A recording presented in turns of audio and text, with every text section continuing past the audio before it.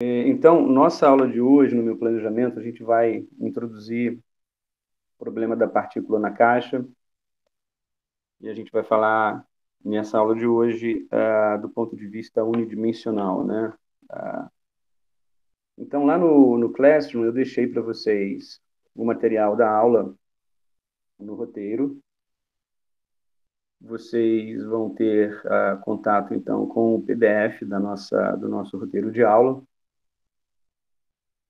E é basicamente um detalhamento, né, do que a gente vai ver aqui em sala, nos slides, na aula.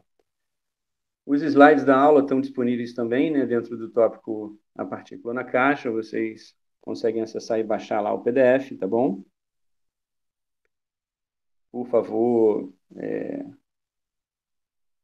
façam uso, né, do material. Eu espero que vocês tenham acompanhado e lido o material que deixei na aula passada, então não queria perder, né, essas datas, o que ia atrasar muito mais, né, o nosso cronograma.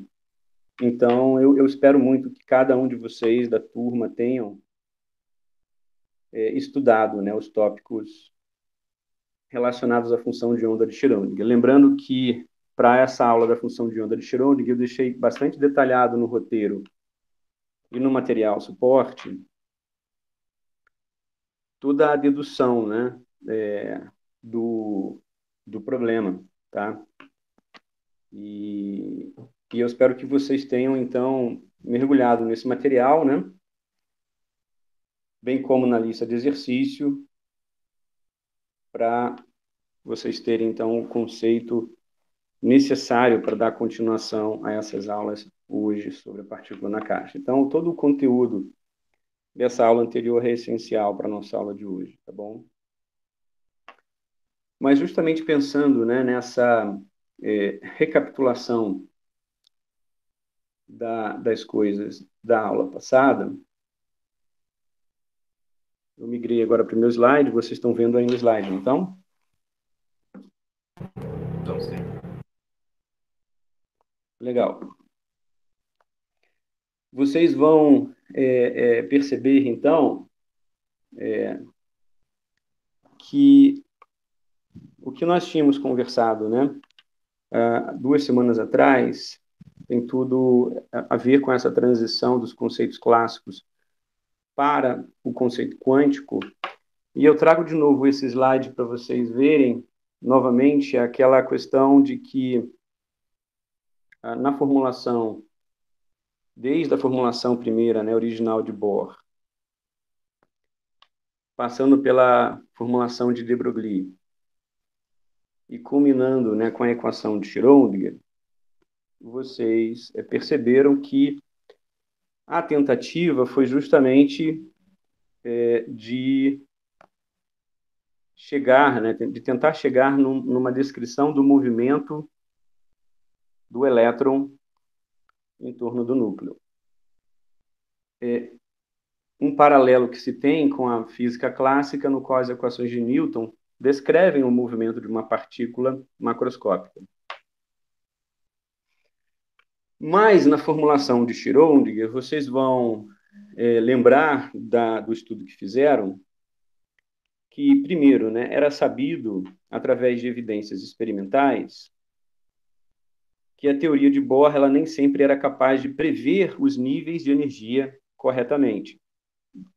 Houve um probleminha de luz aqui, peraí, só um minuto, pessoal.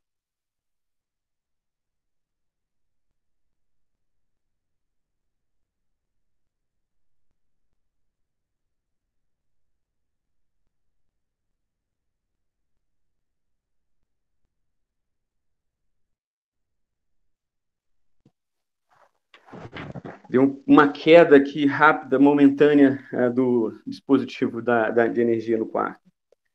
Então, isso tem que estar muito claro na cabeça de vocês. Mas ainda isso, além disso, vocês vão perceber que na teoria de de Broglie, das tais ondas de de Broglie, vocês vão perceber que a teoria dele vai ser fundamentada justamente na teoria de Bohr anterior, né?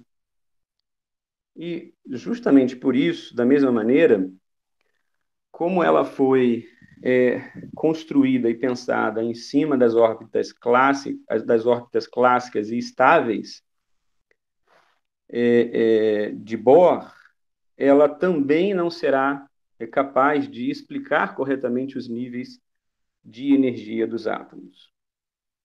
Então, ela falha, né, para níveis de energia para uma gama de átomos, de problemas atômicos. E o porquê isso acontece, tá?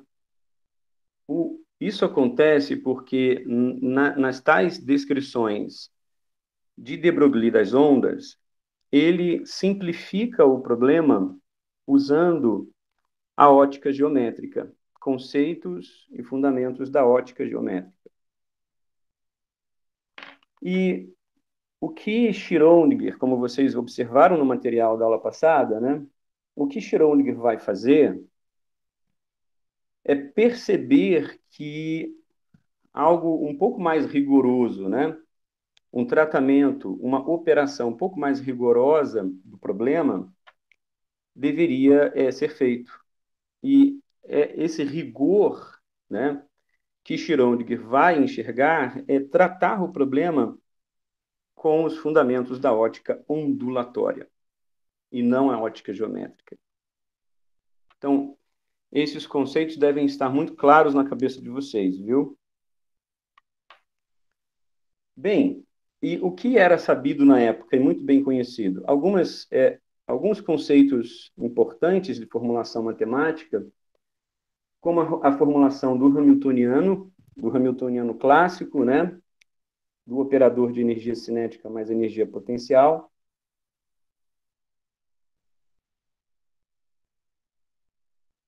O meu... Aqui. Esse aqui, né, é o operador laplaciano, que é o operador de derivada segunda, né, das componentes x, y e z, e ele vai usar, né, as ondas do ponto de vista clássico eram muito bem descritas por algumas equações, e uma das equações que foi anteriormente formulada e descrita era a equação de D'Alembert, que vai equacionar uma função f que depende das posições x, y e z de uma partícula no espaço, tá? E, logicamente, da evolução dessa partícula aí no espaço, né? Ou seja, a variável tempo. Então, a equação de D'Alembert, aqui resumida, né, unidimensionalmente, ou seja, você pode, logicamente que a gente pode, a redução desse problema para um problema unidimensional simplifica e facilita a compreensão e o entendimento, mas lembrando que a gente está falando de um problema de 3 dimensões, né? Então, se a gente passa esse termo para cá, você tem, na verdade, então, isso aqui menos esse termo vai ser igual a zero, e isso aqui é uma equação diferencial, tá? E o problema de equações diferenciais era muito bem, né, conhecido e estabelecido já naquela época. Como vocês já observaram no roteiro, né, nos estudos, essa formulação, então, de Schrödinger, né, que eu volto nesse slide com a equação não dependente do tempo, ela é uma típica equação de alto valor e alto vetor, né? Então, esse operador aqui é o operador hamiltoniano, que exatamente aqui em cima descrito.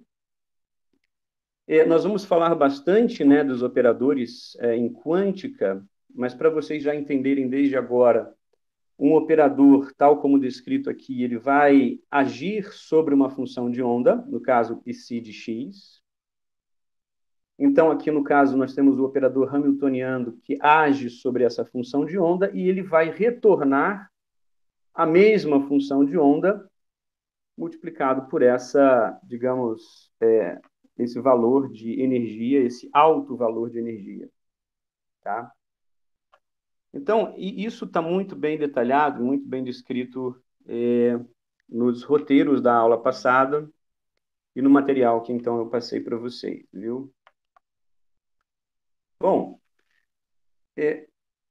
na aula de hoje nós vamos tratar e vamos aplicar essa equação para o problema da partícula na caixa. O problema da partícula na caixa, como vocês podem ver nessa ilustração, vai descrever, né, exatamente uma partícula aqui livre. Neste caso específico, a gente vai tratar o problema, como eu disse, da partícula na caixa unidimensional. Essa partícula ela está confinada nos intervalos de 0 a A. E esse problema é um modelo, né? Exatamente um modelo simples, mas que tem uma relação bastante próxima, né, do elétron no átomo. Se você imagina, né, o elétron sentindo o campo de potencial do núcleo, a gente pode imaginar que esse elétron, logicamente, se não é dado uma energia capaz de arrancá-lo desse campo de potencial, a gente imagina aquele elétron confinado num espaço em torno do núcleo. Da mesma maneira, esse modelo da partícula na caixa, embora simplório, ele pode explicar um elétron, né? Vocês vão perceber isso, está muito bem descrito no roteiro da nossa aula de hoje, né? Na leitura e no estudo que vocês vão fazer. Imaginando um sistema conjugado, né? Com conjugações π, ou seja, ligações simples, duplas, e imaginar o elétron, tá, confinado nos intervalos de extremidade de uma estrutura química como essa. Ele pode, de uma forma bem simplória, ser explicado por um modelo como esse da partícula na caixa. Então, assim, embora seja um modelo ideal, ele consegue trazer algumas informações da quântica, né, de sistemas moleculares de uma forma muito interessante. E é disso que a gente vai falar bastante aí nas próximas aulas. Bom, então, imaginando esse problema e a equação, né, diferencial agora vai ser uma derivada ordinária em x, né? Isso aqui é uma equação diferencial, tá, de segunda ordem, homogênea, porque nós temos uma equação igualada a zero, e é um problema bastante conhecido da formulação matemática. Para resolver esse problema, a gente tem que considerar algumas condições de contorno. E nesse ponto aqui, eu vou trazer para vocês, de antemão, né, duas interpretações muito diferentes desse problema. E observem, né, embora Erwin Schrödinger tenha, né, exatamente chegado à formulação de onda para descrever o movimento do elétron num sistema como esse, a interpretação dele não foi originalmente a mais correta e coerente com a solução apresentada. Por quê? O que Erwin Schrödinger vai imaginar na sua interpretação é que a solução daquela equação diferencial, π de x, multiplicada pelo seu complexo conjugado, né, π estrela de x, e isso multiplicado por E, onde E seria a carga, né, dessa partícula, ele interpreta essa solução como a densidade de carga, ou seja, a densidade de carga distribuída e espalhada por toda a caixa.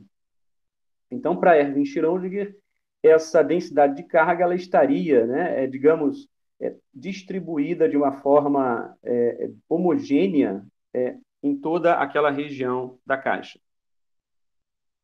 E vocês vão perceber na leitura do roteiro que a interpretação não é exatamente essa. Essa interpretação ela surge alguns anos depois do artigo de Schrödinger e ela vai ser dada por Max Bohr, que vai definir essa solução como a probabilidade da partícula estar entre x e x mais dx na caixa. Ou seja, imagina que aqui eu tenha, nessa posição, eu tenha a posição x, imagine que aqui eu tenha a posição x mais dx, tá? Logicamente, aqui eu estou sendo bem grosseiro, né? Isso aqui você pode imaginar um intervalo diminuto, né, de dx, um elemento de x ao longo do eixo. E essa faixa estreita ou larga entre 0 e A, tá, é definida por uma probabilidade, ou uma densidade de probabilidade. Então, você vai ter regiões mais prováveis de encontrar aquela partícula entre os seus limites, suas condições de contorno, e outras regiões de menor probabilidade. Então, para resolver esse problema, a gente tem que definir essas condições de contorno que são importantíssimas para a solução. Primeiro, é que o potencial, tá, nesse caso específico, ele é zero, tá? Ou seja, nós temos exatamente, então, essa partícula confinada entre os limites de contorno 0 e A. A segunda condição de contorno importante é que π de zero, ou seja, o valor da função de onda na extremidade zero, vai ser igual ao valor da função de onda na outra extremidade A, e esse valor, né, nas extremidades é igual a zero. Ok? Então, estabelecida essas condições de contorno, a gente pode resolver esse problema de equação diferencial. Como? Ora, a primeira questão importante é reorganizar aquela função de onda, né, aquela equação diferencial da função de onda, tal como vocês estão vendo aqui, e lembrar lá de cálculo que esse valor aqui nós podemos igualar, chamar de um k ao quadrado, o que vai facilitar, né, a solução intrínseca desse problema. Então, se nós chamarmos isso aqui de k ao quadrado, nós vamos ter uma derivada segunda de π mais k ao quadrado, π de x igual a zero. Esse tipo de equação diferencial, certamente vocês resolveram em cálculo 1 ou 2 ao longo do curso. Bem, como eu estou chamando esse termo todo de k ao quadrado, então nós igualamos e elevamos aqui a raiz, né? Esse quadrado aqui vai sair Saiu aqui meu slide, desculpa.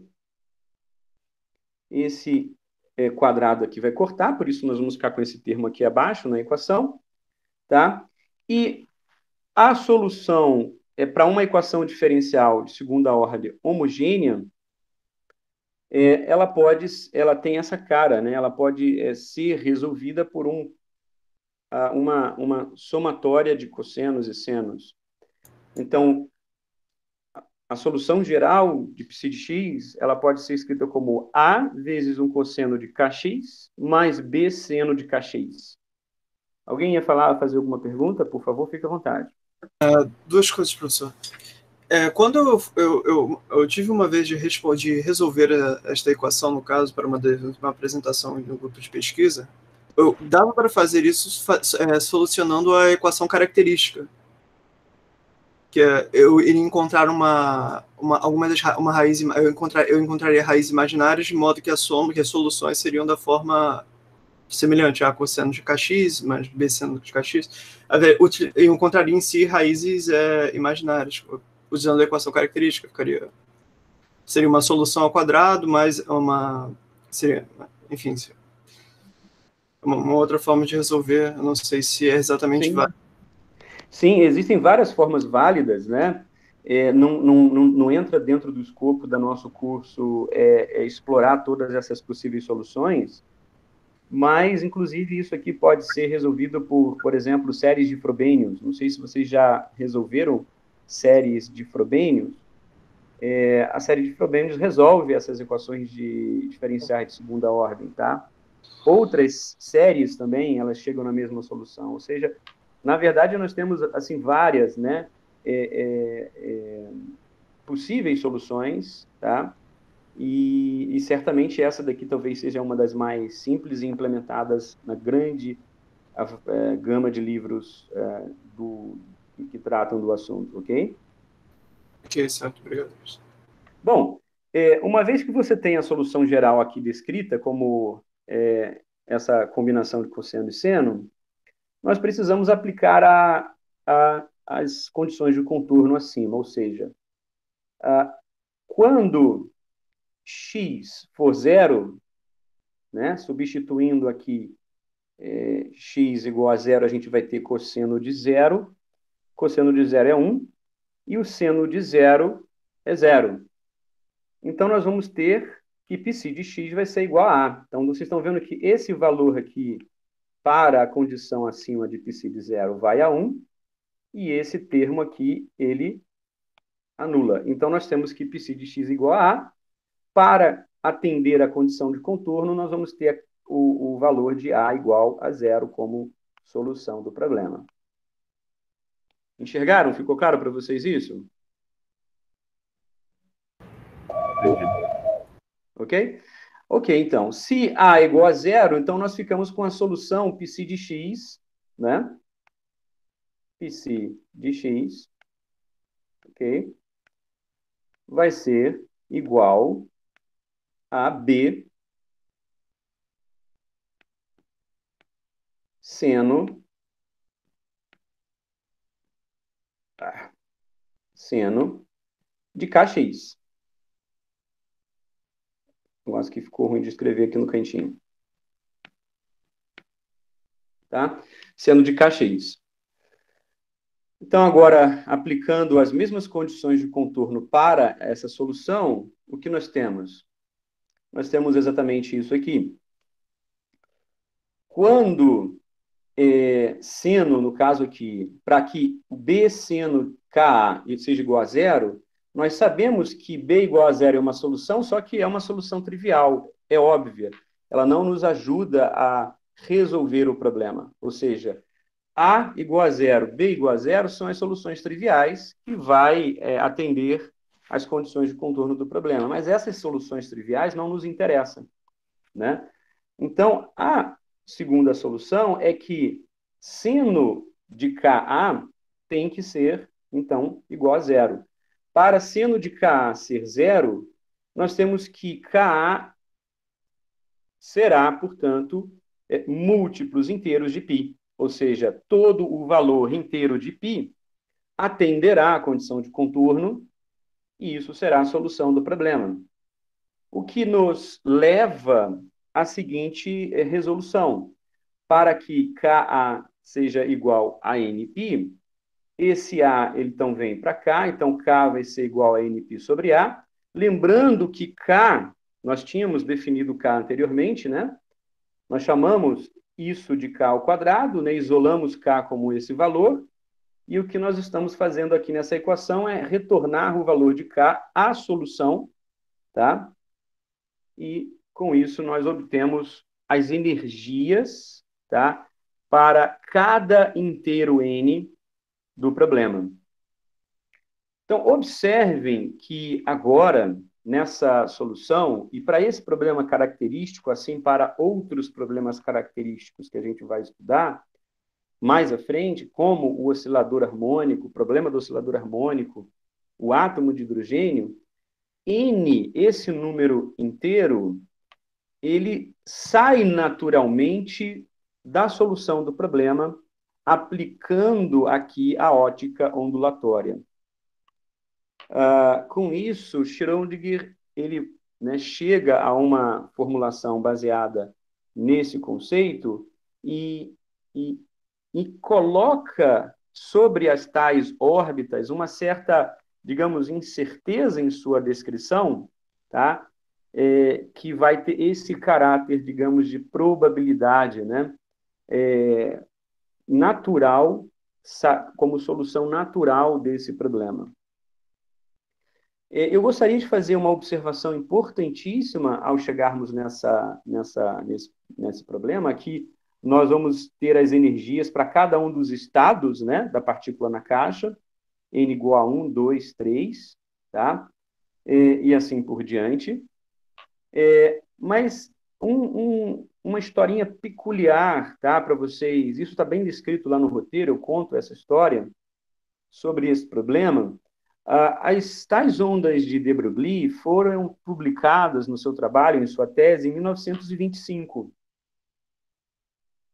A equação de Schrödinger, né, o artigo seminal que eu vou compartilhar com vocês na quarta-feira, na aula de quarta, é uma publicação de 1926.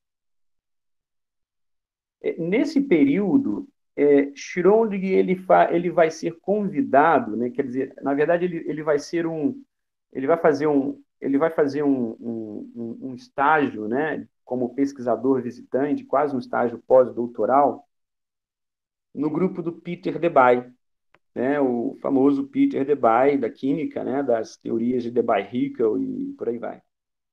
E o seminário que ele dá no grupo do Debye é justamente sobre a tentativa dele descrever, né, esse problema do elétron no átomo de hidrogênio, né, o problema que ele justamente vai se debruçar, que foi o mesmo problema que Bohr se debruçou.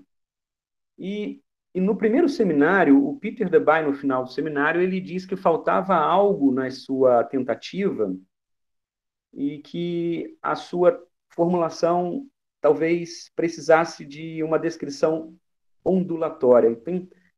Então, assim, a história conta que a primeira tentativa de Schrödinger de resolver esse problema não tinha uma descrição ondulatória. E Debye sugere isso a Schrödinger mencionando a tese de doutorado de de Broglie, tá? E aí conta a história que Schrödinger ele recebe essas orientações de Debye, essas dicas, e ele volta 4, 5 meses depois desse seminário com o seu artigo já pronto e escrito e com a solução muito bem encaminhada. Então, assim, esse fato histórico ele é muito interessante, eu quero trazer para vocês, tá, da importância que tem a comunicação científica, a importância que tem do debate, né, científico, de você...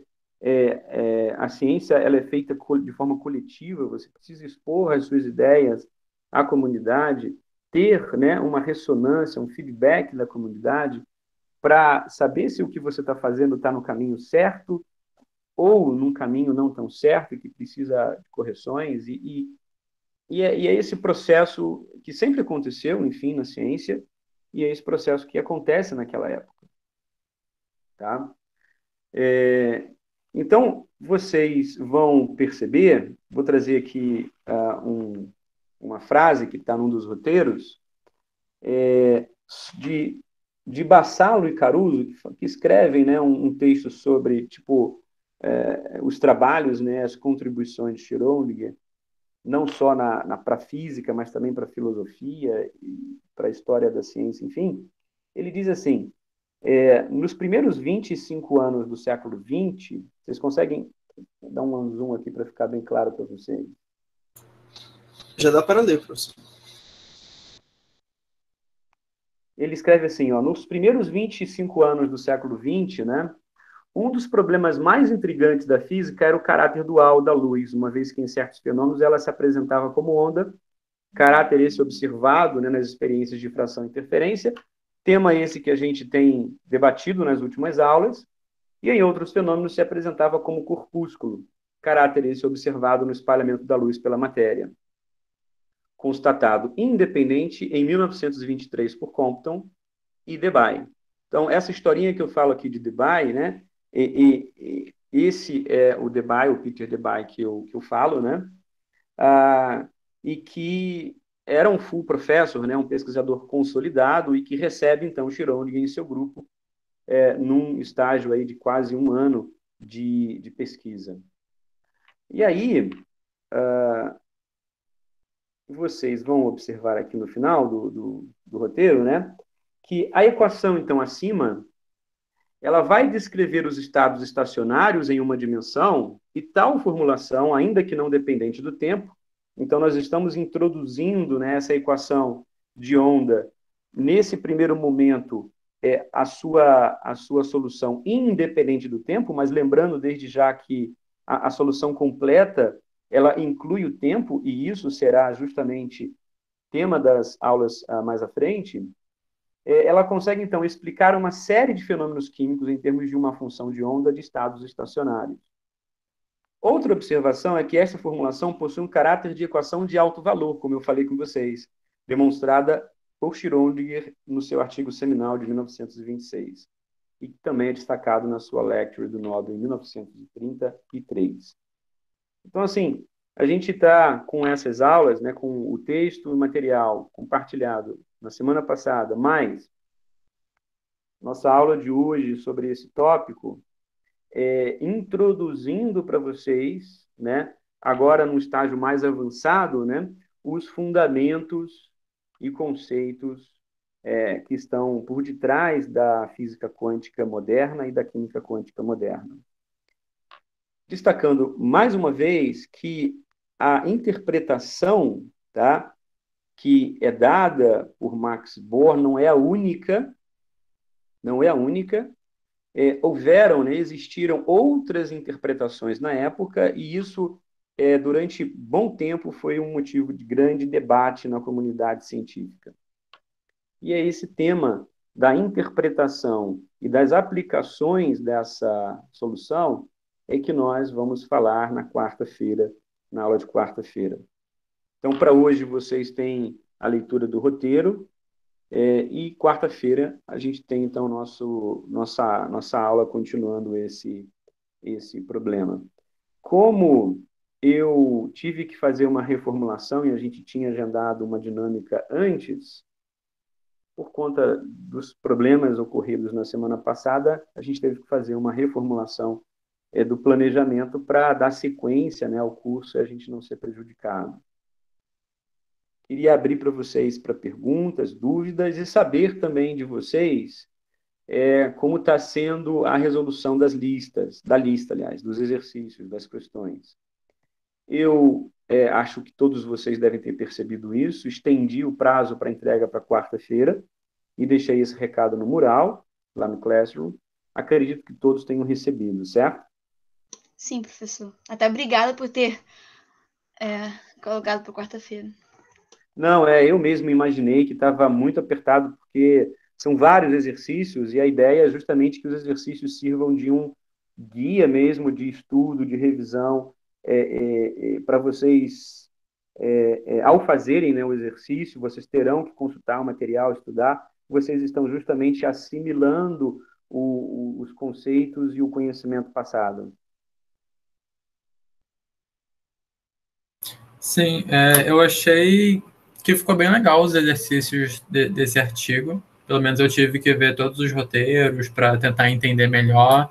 E funcionou bem, tipo, assimilar a matéria com esses exercícios. Legal, legal. Essa foi a ideia. Muito bom ter esse feedback seu. É o Gustavo? Isso. Legal, Gustavo. Muito bom ter esse feedback.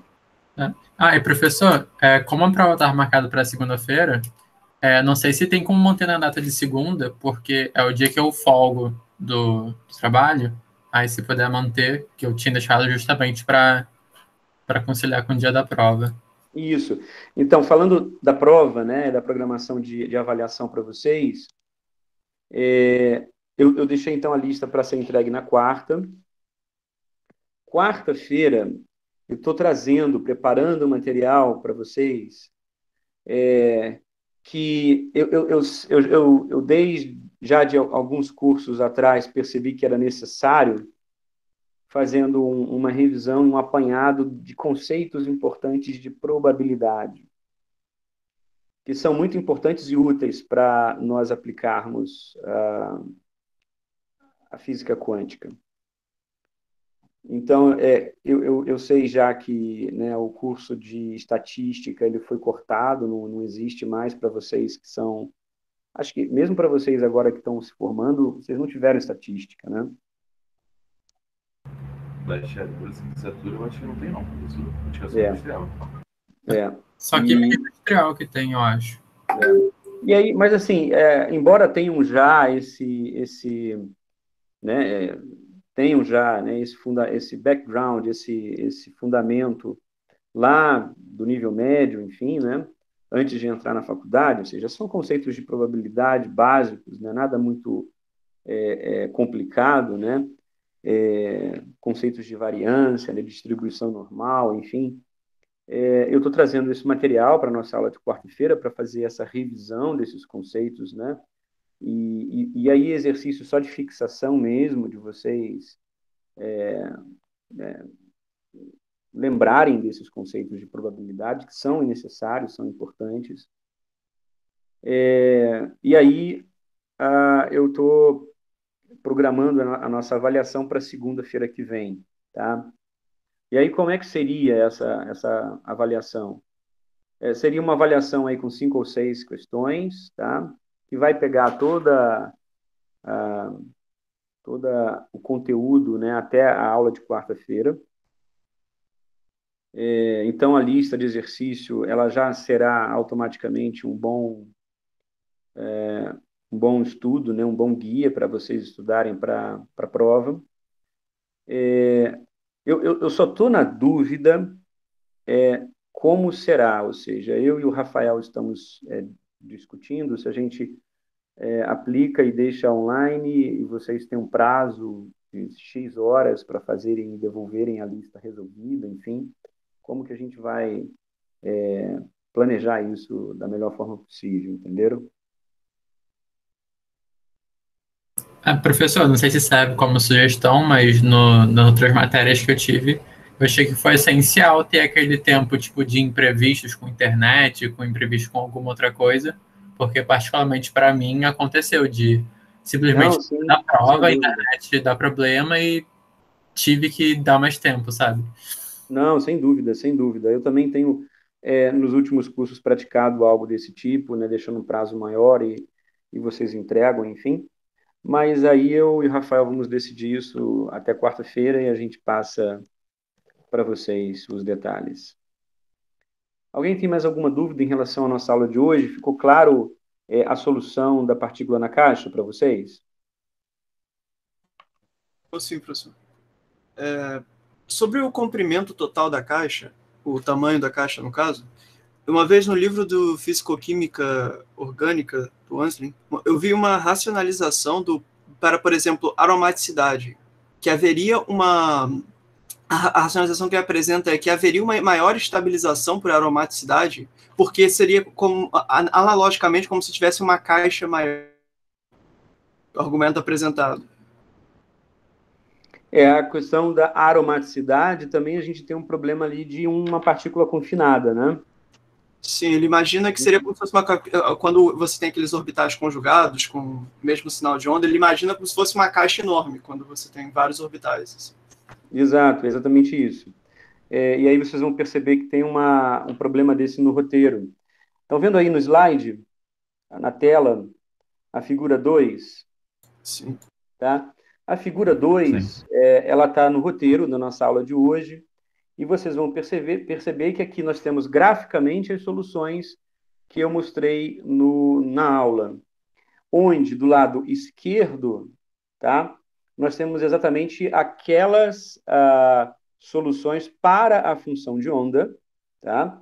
Que vai nos dar os estados vibracionais para cada número inteiro. Então, nós temos esse estado aqui para n igual a 1, para n igual a 2, para n igual a 3, para n igual a 4, e assim por diante. Então, observem o caráter, né, ondulatório, o caráter da função, né, de onda, e em seus respectivos estados de energia, tá?